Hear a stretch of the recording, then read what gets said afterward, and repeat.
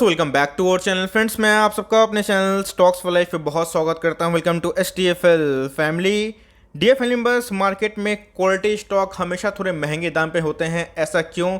तो गाइस, कोई भी दगे हुए स्टॉक का हमेशा दाम थोड़ा कम होता है और उसके अगर फंडामेंटल्स में कुछ चेंजेस आ गए तो ही उसमें प्राइस बढ़ोतरी होती है। लेकिन दोस्तों, जो अच्छे स्टॉक होते हैं वो थोड़े महंगे ही होते हैं। तो इसी बीच में गाइस दो स्टॉक मैं आपसे आज परिचय करवाऊंगा जिसका भाव 3000 के आसपास है। FIAs का दोस्तों ये प्यार है, मैं बोलना पसंद करूंगा, क्योंकि दोस्तों FIAs का गजब का स्टेक देखने को मिल रहा है और पिछले कुछ क्वार्टर से FIAs कंसिस्टेंट बेसिस पे इस पे अपना स्टेक को बढ़ा रहे हैं। जी हाँ दोस्तों, ऐसा क्यों? तो कंसिस्टेंट बेसिस पे दोनों बिजनेस अपने आप को बहुत मजबूत बना रहे हैं और अच्छी कंपनी दोस्तों, चाहे वो मंदी आए तेजी आए, अपने आप को बढ़ाते ही रहते हैं। तो जी हाँ दोस्तों, 3000 का स्टॉक अभी मिल रहा है, लेकिन आने वाले 3 सालों में मुझे पक्का यकीन है कि ये स्टॉक दोस्तों आपको कम से कम 9-10 हज़ार के आसपास भी जाता हुआ देखने को मिल सकता है। तो ऐसे कौन से दो स्टॉक्स है जहाँ पे FIAs का बहुत ज़्यादा इंटरेस्ट है और आपको दोस्तों सीरियसली यहाँ पे एक्शन लेना चाहिए फॉर लॉन्ग टर्म, और पोर्टफोलियो में इक्का दुक्का स्टॉक को एक्युमुलेशन करना चाहिए और लॉन्ग टर्म तक बने रहना चाहिए। तो जी हाँ दोस्तों, आज मैं डिस्कस करूंगा भारत के ऐसे दो स्टॉक जहां पे FIAs का गजब का स्टेक है और कंसिस्टेंट बेसिस पे अपने स्टेक को बढ़ाते ही जा रहे हैं। डिस्कस करते हैं। चैनल फर्स्ट टाइम होंगे सब्सक्राइब कर सकते हैं इस तरह क्वालिटी कंटेंट को सबसे पहले एक्सेस करने के लिए। Now without delaying any for time, let's begin. इस पहला स्टॉक अगर आप देखें तो जी हाँ दोस्तों, अगर आप इनके सेल्स देखें 2018 में इनके सेल्स 490 करोड़ के आसपास थे। उसके बाद 710 करोड़, 900 करोड़, 1000 करोड़ से ऊपर हमें देखने को मिल रहे हैं। तो अगर आप देखें तो कंटिन्यूसली जहां दोस्तों बिजनेस में सेल्स इंप्रूवमेंट होता है वहां पे दोस्तों उसी स्टॉक का प्राइस बढ़ता है। इस बात को ध्यान रखिएगा। यहाँ पे गए कोरोना भी आया था, इस बात को भूलिएगा मत। उसके बावजूद भी इनके सेल्स हो गए, इनके प्रॉफिट हो गए, कंसिस्टेंट बेसिस पे बढ़ते हुए दिखाई पड़ रहे हैं। सो मैं इसी के बारे में डिस्कस कर रहा था। अगर आप देखिए मार्च 2021 तक का जो डेटा था, ऑफकोर्स वो जून में कन्वर्ट हो चुका है। तो जी हाँ, कहीं पे जून का डेटा अवेलेबल है, कहीं पे मार्च का। तो जी हाँ, अगर आप देखें प्रमोटर्स के पास गैस 50% का स्टेक है, लेकिन इधर पे देखिए FIAs का पहले स्टेक कितना था? 27%, 31%, 31%। अभी की बात की जाए 32% के आसपास दिखाई पड़ रहा है और कंसिस्टेंट बेसिस पे FIAs ने अपने स्टेक को बढ़ाया है। उसके अगेंस्ट में अगर आप देखें DIS ने अपने स्टेक को कम किया। तो ऑफकोर्स दोस्तों, कहीं पे कोई स्टेक अगर बढ़ाता है तो कोई स्टेक को कम करता है, ये कोई रॉकेट साइंस वाली बात नहीं है। निफ्टी में भी कभी FIAs अपने स्टेक को बढ़ाते हैं, कभी कम करते हैं, तो वहाँ पर DIS मार्केट संभालती है। पब्लिक के बारे में डिस्कस करें तो गाइस 9% का स्टेक है, लेकिन ध्यान रखिएगा प्रमोटर के बाद FIAs का मेजोरिटी ऑफ द स्टेक है। ऐसा क्यों? तो मैंने आपको दिखाया कि चार्ट पैटर्न बहुत ही अप ट्रेंड में है। ऐसा क्यों? तो इनके सेल्स बढ़ रहे हैं, इनके प्रॉफिट बढ़ रहे हैं और FIAs का दोस्तों इस स्टेक मतलब इस स्टॉक में, इस कंपनी पे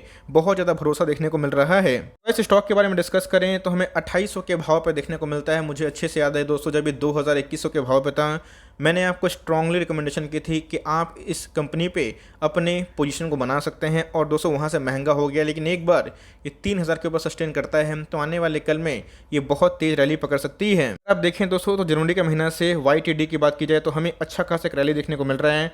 और उसके बाद अगर आप देखें तो जनवरी के महीने से जून के महीने के बाद जुलाई के महीने तक दोस्तों हमें 67% अपसाइड दिखाई पड़ रहा है। तो ये वही कंपनी थी जहां पे कोविड क्रैश के दौरान 48% तक टूट चुके थे। तो जी हाँ दोस्तों, एक NBFC में काम करती है, हाउसिंग लोन में इनका दोस्तों कोई जवाब नहीं है। पहले कंपनी छोटी थी, अब कंपनी बड़ी हो गई है। आप देख सकते हैं कि इस कोविड के क्रैश में भी इस कंपनी ने अच्छा परफॉर्मेंस किया है। और दोस्तों मैं किसके बारे में डिस्कस कर रहा हूँ? आवास फाइनेंशियल लिमिटेड के बारे में डिस्कस कर रहा हूँ। एक ऐसी कंपनी है जो आने वाले कल में आपके बहुत ज़्यादा पैसे बना के दे सकती है। दोस्तों याद रखिएगा, अभी तो IT का बूम है, लेकिन इसके बाद जैसे ही ट्रेंड चेंज होगा आने वाले 6 महीना, साल भर, 2 साल में वहाँ पे बैंक निफ्टी दोस्तों और NBFC एकदम चट्टान की तरह मार्केट को संभालेंगे और उधर पे नया ऑल टाइम हाई लगाएंगे, इंडेक्स नया ऑल टाइम हाई लगाएगा। तब दोस्तों अगर आप देखें, सोचिए ये स्टॉक कहाँ रहेगा। और उधर पे अगर आप देखें तो आवास फाइनेंशियल बहुत ही शानदार कंपनी बन के उमड़ सकती है। इस ब्लाइंडली निवेश नहीं करना है, कंपनी के फंडामेंटल्स देखना बहुत ही इंपॉर्टेंट है। अगर आप देखें तो ये स्टॉक दोस्तों 1 साल पहले की बात की जाए, मतलब 1 साल पहले 1200 के आसपास था। कोविड क्रैश की वजह से 2000 के आसपास आया था। उसके बाद उसको फिर से इसने फ्रेश हाई लगाया। अगर आप देखें मार्केट कैप 22,000 करोड़ के आसपास की मार्केट कैप दिखाई पड़ती है। इंडस्ट्री पे अगर आप कंपेयर करें तो आपको वैल्यूएशंस बहुत ही महंगे लगेंगे, अनरियलिस्टिक लगेंगे, लेकिन ऐसा मैंने बताया कि कंपनी के फंडामेंटल्स बहुत ही स्ट्रांग है। कंपनी कंसिस्टेंट बेसिस पे अपने इंप्रूवमेंट कर रही है, चाहे वो सेल्स हो, प्रॉफिट हो। और उनके NPA की बात की जाए तो जी हाँ, दूसरे जो NBFC है उनसे थोड़े कम देखने को मिल रहे, ऑल्दो NPA बढ़े हैं। चूँकि एक फाइनेंस वाली कंपनी है तो NPA का इशू चल रहा है, लेकिन ये लॉन्ग टर्म तक नहीं चलेगा। और एक बार मार्केट में रिकवरी आती है, NPA ठीक होता है, फिर से दोस्तों पटरी पे इकोनॉमी आती है, यही सब स्टॉक आने वाले कल में फिर से फ्रेश हाई लगाएंगे। यानी कि अगर आप देखें आरओई के बारे में तो गाइस 12 के आसपास है, क्वाइट गुड। आरओसी की बात की जाए 8 के आसपास दिखाई पड़ता है। कोई भी एनबीएफसी का जो रिटर्न ऑन एसेट होता है बहुत ही इंपॉर्टेंट होता है। इनके 3 के ऊपर है, जो आउटस्टैंडिंग है 1.5-2 के ऊपर बहुत ही अच्छा होता है आरओए। इनके दोस्तों 3 के ऊपर दिखाई पड़ते हैं। कंपनी के ऊपर डेट है, ऑफकोर्स डेट रहेगा क्योंकि कंपनी एक एनबीएफसी में काम करती है, इस बात को ध्यान रखिएगा। तो जी हाँ दोस्तों, कंपनी के ऊपर डेट है, तो मैं बोलूँगा कि आपको इस स्टॉक को छोड़ना नहीं चाहिए। और धीरे धीरे अगर आपको कोई हाई ग्रोथ स्टॉक में जाना है जहाँ पे आप लंबे दूरी में थोड़े रिस्क ले सकते हैं, और ऐसा नहीं कि रिस्क बहुत है, एकदम बहुत कम है, लेकिन ग्रोथ की बात की जाए तो बहुत पोटेंशियल है। तो आने वाले कल में गाइस आपकी जो नज़र है आवाज़ फाइनेंशियल पे ज़रूर रहनी चाहिए। इस दूसरा जो स्टॉक है ये खाने पीने में डील करती है, तो भाई आप समझ गए होंगे कि मार्केट के जो बड़े जानकार है 3000 के आसपास जो स्टॉक का प्राइस चल रहा है वो खाने पीने में डील करती है। एक रेस्टोरेंट टाइप का वो चलाती है, क्विक चेन रेस्टोरेंट आप क्यूएसआर पकड़ सकते हैं। तो अगर आप देखें तो इनके 18, 19 और 20 के सेल्स की बात की जाए तो इम्प्रूव हो रहते हैं, लेकिन कोरोना पैंडेमिक में लॉकडाउन की वजह से 2021 में इनके सेल्स ड्रॉप हुए। लेकिन प्रॉफिट की बात की जाए तो एज सच उतने कोई डिक्लाइन देखने को नहीं मिल रहे थे। लेकिन दोस्तों अगर आप देखें तो कंपनी के सेल्स कंसिस्टेंट बढ़ रहे थे, और आने वाले कल में इंडिया का आबादी जो है उसमें जो इस्टेब्लिश क्यूएसआर चेन है, जो इस्टेब्लिश खाने पीने रेस्टोरेंट वाली चेन है जिसमें मोनोपोली है, डुओपोली है, वो गाइस एक नया हाई लगाएंगे। तो इधर पे आपका ध्यान ज़रूर होना चाहिए, बिकॉज इसका भी जो चार्ट पैटर्न है बहुत ही अप ट्रेंड में दिखाई पड़ता है। वैसे अगर आप देखें तो एफआईएस का प्यार ये भी देखने को मिल रहा है, इसमें जून का डेटा अपडेट नहीं है, इसमें मार्च का डेटा ही अपडेट है। अगर आप देखें तो प्रोमोटर के पास 41% का स्टेक है, और कंसिस्टेंट बेसिस पे 36% अगर आप देखें तो एफआईएस ने अपने स्टेक को 40% के आसपास कर लिया है, जो क्वाइट ह्यूज है। डीआईएस के बारे में डिस्कस करें तो गाइस उनका भी स्टेक 11% के आसपास है, और उनका स्टेक थोड़ा कम हुआ है, तो ऑफकोर्स कोई बेचेगा तो कोई खरीदता है। बात की जाए पब्लिक की तो पब्लिक का भी दोस्तों 5% का स्टेक दिखाई पड़ता है। तो यहाँ बोलने का था ये है कि जो दोनों मैंने कंपनी दिखाई उसमें एफआईएस का जो स्टेक है 30% से ऊपर दिखाई पड़ता है, और इसमें तो गाइस 40% के आसपास है। तो जी हाँ दोस्तों, आप इस स्टॉक से बहुत ही परिचित है एसटीएफएल चैनल पे, तो जी हाँ स्टॉक का नाम एक बार चेक कर लेते हैं। इस स्टॉक के प्राइस के बारे में डिस्कस करें 3000 के आसपास दिखाई पड़ता है, एक 2800 के आसपास है और एक 3000 के आसपास दिखाई पड़ता है। अगर आप देखें दोस्तों कि YTD की बात की जाए तो 12% अपसाइड दिखाई पड़ रहा है, एक लंबा कॉन्सोलिडेशन के बाद, मतलब एक लंबा कॉन्सोलिडेशन दिखा रहा है। डाउनसाइड की बात की जाए तो 2800-3000 के आसपास है। अपसाइड की बात की जाए तो वही 3200 के आसपास एक बॉक्स में ट्रेड करता हुआ दिखाई पड़ रहा है। कंपनी के बारे में डिस्कस करें तो गाइस एक डेफरी कंपनी है, जुबिलियंट फूडवर्क्स नाम है, और दोस्तों मैं इसको लेके बहुत ही बुलिश हूँ।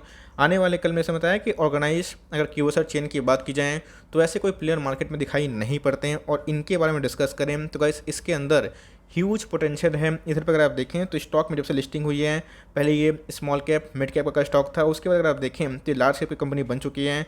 40,000 करोड़ के आसपास की मार्केट कैप वाली कंपनी है। तो आप समझ चलिए कि इस हिसाब से ये ग्रो कर रही है, पाँव पसार रही है, और इंडिया का जो आबादी है वो कभी ख़त्म होने वाला नहीं है। और इनके जो पिज़्ज़ा है, डोमिनोज पिज़्ज़ा, उसका यूज़ भी किए होंगे, तो ये बहुत ही मैं बोलूँगा कि अच्छा बिजनेस करती है, और मार्केट में दोस्तों एक लीडरशिप और एक मोनोपोली क्रिएट करती है।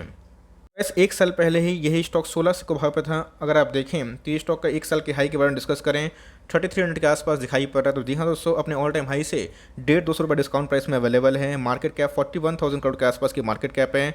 इनका ये पी दोस्तों आपको महंगा लगेगा इंडस्ट्री पी से। जैसे बताया कि जहाँ पे ग्रोथ स्टॉक होता है और जहाँ पे बड़े प्लेयर्स को पता होता है कि आने वाले कल में सस्टेन कर जाएगी, तो वो अपने स्टेक को बढ़ाते हैं respective of the price, because आपको पता है कि जो अच्छे स्टॉक होते हैं वो महंगे होते चले जाते हैं।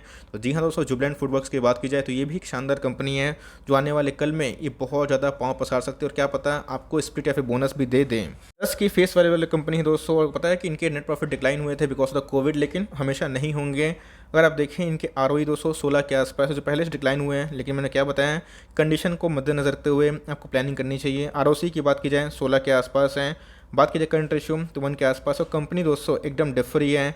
कंपनी में ह्यूज एफआईएस का स्टेक देखने को मिलता है, डीआईएस भी इंटरेस्टेड है, अच्छा खासा प्रोमोटर होल्डिंग भी देखने को मिलता है। तो मेरे हिसाब से दोस्तों चाहे वो आवास फाइनेंशियल हो या फिर जुबिलियंट फूडवर्क्स हो, तो आपको इसको ज़रूर कंटिन्यू करना चाहिए। और इधर पे आप अगर दोनों में से किसी को पोजीशन बनाए हुए हैं तो ऑफकोर्स होल्ड एंड कंटिन्यू करें, और बनाना चाहते हैं तो सीएमपी में बाई कर सकते हैं। आप फ्रेश बाइंग की अच्छी जो लिमिट कहाँ पे है, तो 5-7% के आप आसपास का भी डिप मारता है। तो जी हाँ दोस्तों, इन दोनों में आप फ्रेश एंट्री बना सकते हैं और फॉर लॉन्ग टर्म से कंटिन्यू कर सकते हैं। मुझे पक्का यकीन है कि आने वाले कल में जैसे ही बैंक और एनबीएफसी का एक चलन आएगा तो वहाँ पे आवास फाइनेंशियल आपको बहुत रॉकेट देखने को मिलेगा। और बात की जुबिलियंट फूडवर्क्स, तो ये सब एवरग्रीन वाला स्टॉक है, बिकॉज इनके बिजनेस कभी ख़त्म नहीं होने वाले, इतने स्ट्रॉन्ग फुट हैं, और बात की जाए दोस्तों कंपनी के फंडामेंटल्स, डेफरी कंपनी है, तो यस दोस्तों ये दोनों कंपनी को स्पेशली ट्रैक करें और आने वाले कल मुझे पक्का यकीन है कि ये दोनों कंपनी बहुत बड़ी बन के दिखाएगी। तो इन दोनों में से किसी को होल्ड करते हैं तो ऑफकोर्स कंटिन्यू, और नहीं किए हुए हैं तो 5-7% का डिक्लाइन अगर मिलता है, अगर आप CMP से होकर नहीं है